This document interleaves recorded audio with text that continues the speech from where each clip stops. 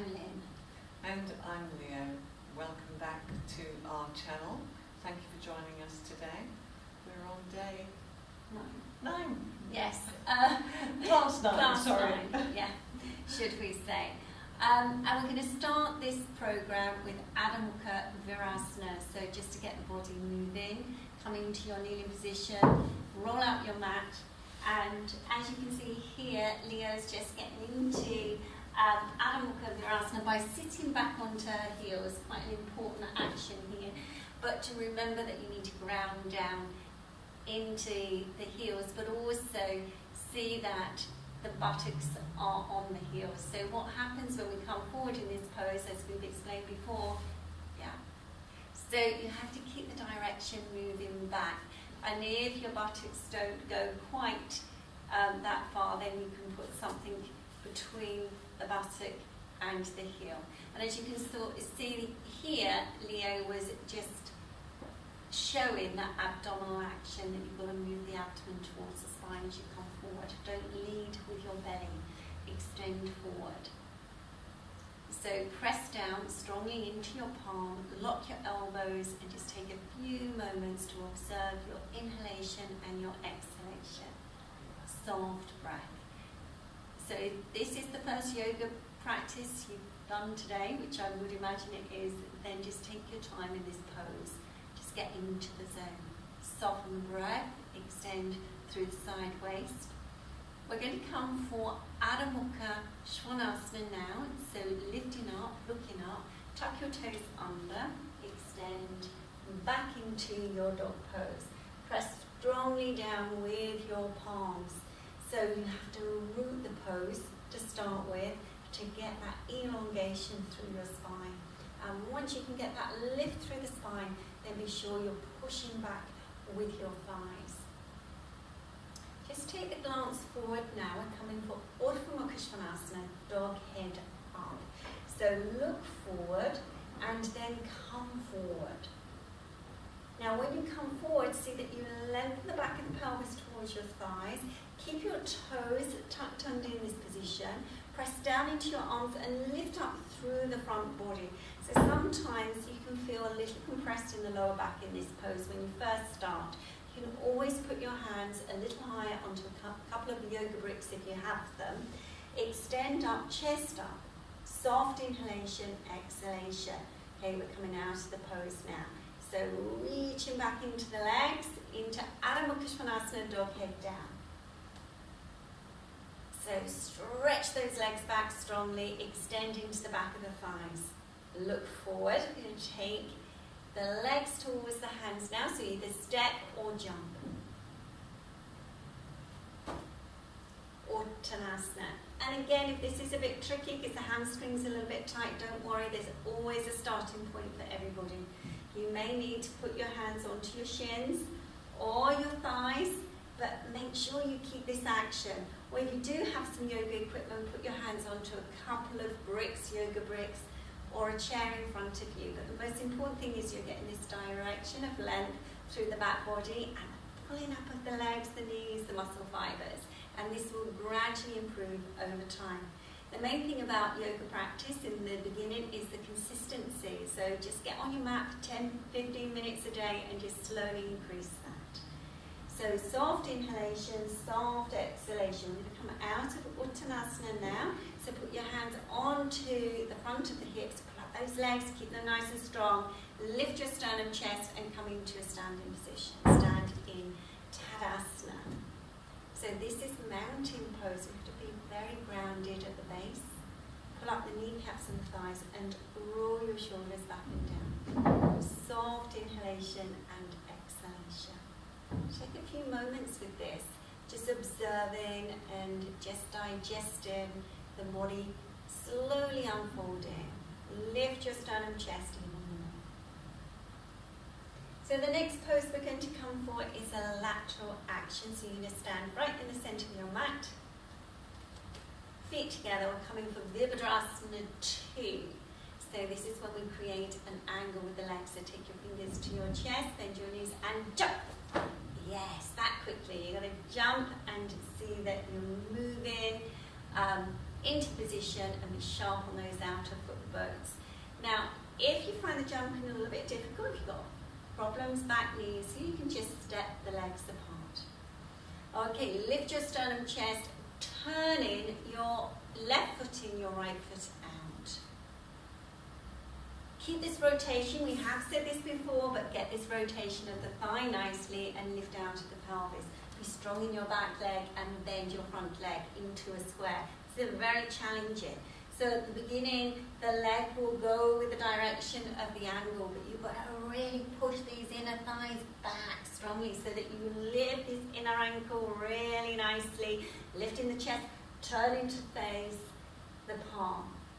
Soft breath. So just hold this. If it's too long a hold in, then just come out of the pose a little bit quicker than our instruction. Sharpen your back foot bone, lift your sternum, chest, lift your abdomen, and now come into the straight leg position. Keep your arms up if you can. If it's too much, then you can place them down and start again. So turning the front foot forward and now taking that front foot to the back foot. Yes. And turn the whole of your front leg. And again, extend, strong leg. Lift through the front body. Be strong in the legs, especially that back leg, and hinge at the hip. Make the angle. And again, you have to see that there is a strong action with grounding down with the heel bone so much that you open at those groins and you lift out of the pelvis. Turn to glance at the front of the palm, so look along those fingers and breathe. Now keeping the abdomen drawing towards the spine, press into those heel bones as you come up. Turning the feet to face forward, jumping the legs together. Standing Tadasana. Roll your shoulders back and down. Lift up through the pelvis. So we're coming for Virabhadrasana 1, which is a forward-facing action now. So we're going to come from jumping the legs apart again, but the difference is we use our arms in this pose a little more in an upward direction.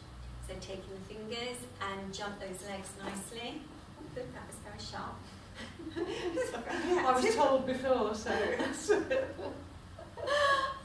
so we bring into the arm actually, so you get this rotation. Oh, look, Leo does this really nicely. So you get this turning action so that you can turn in the root of the arm, and then the arms go up in this position. Turning your back foot in, so turn your left foot in nicely, and the whole of your front leg and foot out. Be sure that these hips are facing forward. If you find that that back heel lifts off the floor a little bit, this is only because the groins are a little bit tight and we've got a little bit of work to do on those. So you can, if you've got a folded blanket or you've got one of these, which is a yoga foam block, you can place this underneath like that. It just makes life a little bit easier when you first start your practice. Keep the lift out of the pelvis. Now hinge and make that square with your front leg. Virabhadrasana 2, strong action. Good. And when you're in this angle, again, if our instruction is far too long, you just go into it, it's too much, then you come out when you're ready. But if you're here and you can go through a few of the subtleties, push back into your back leg so strongly. See that you make the angle and lift out of your pelvis. Reach up into the arms. So strong actions. Take a breath in and lift up. Good. Turning the feet to face forward. So we come to the other side now. Extending to your left side. So if your arms are really aching, this is part of the process, I have to say, but you can always take them down and have a few breaths before coming to the other side. Lifting up, chest up, lift the sternum, push into your back leg, pull up your kneecaps and thighs, and now bend your front leg. Bend your front leg. Good. So we come into Virabhadrasana 1 to the left side. Sharpen your back leg. See that you're lifting out of the pelvis and make more of an angle with your front leg. So as you make more of an angle, you will lift up even more in the front body. Soft inhalation, soft exhalation. Okay, so we're going to come out of the pose now. So draw the abdomen towards the spine. Press into the feet, pull up, lift up, and turn the feet to face forward. Jump the legs together and come for your Tadasana. Good. Hands down and just rebalance. Take the weight back into the heels. Lift up through the front body. Soft inhalation and exhalation. Move through the nostrils. But just take a few moments to absorb some of the openings, some of the freedom in your body. Soften the facial features. Just try to continue to release some of those tensions. We're going to come for some floor work now. Our next pose is going to be Salabhasana. So come down onto your mat in a prone position.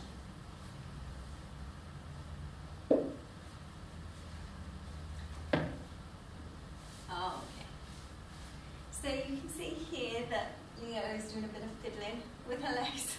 So it's really nice to stretch the legs out and lifting the front body as you saw just now and pulling the organic body and lengthening it towards the chest out of the pelvis.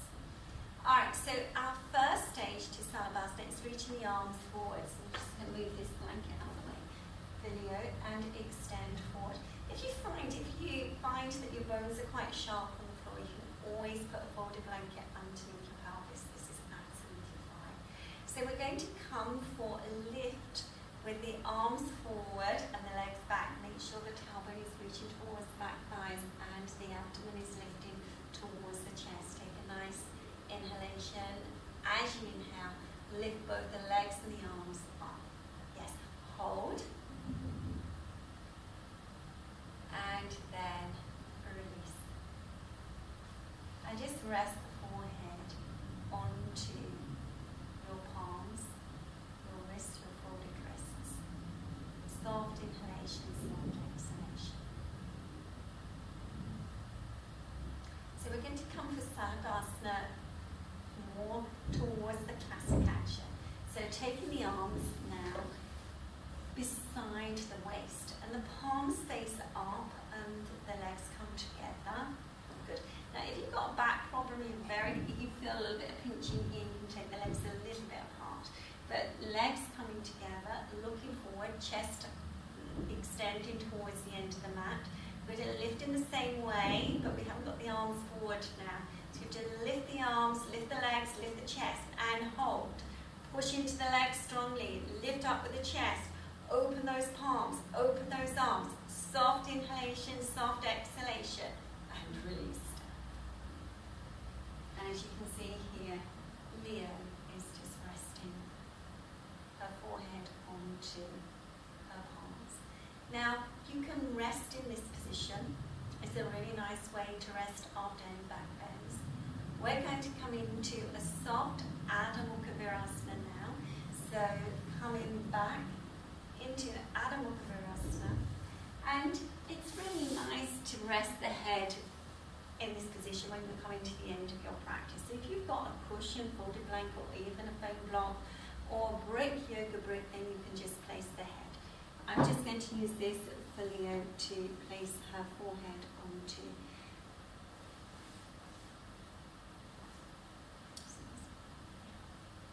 Okay, and we're just resting in that position. And again, just soft inhalation, exhalation, just feel the energy through the body, extending down into the palms, but just weighting the palms down. And from there, seeing that the armpits are really nicely open, extending the shoulder blades towards the back waist. And just letting the back of the pelvis release the buttocks towards the heel bones. Take a few breaths. If you are using your blanket or cushion, then you can use it for your forehead in the next action, which is a prone shavasana. So I'm going to show you how you can work in this action. You just fold a blanket towards the edge of the mat and just place your forehead onto the blanket. have your nose free of blanket so you can still breathe. You see here for Leo, she's turning the toes towards one another so that the thighs can roll out. So there's a broadness of the inner thigh, there's a softness in the lower back region and the abdomen. And you can stay in this position for as long as you wish to, or just for a few minutes. We're going to be coming out of this pose, so you can stay here a little bit longer, but we're going to come into a sukhasana action after this.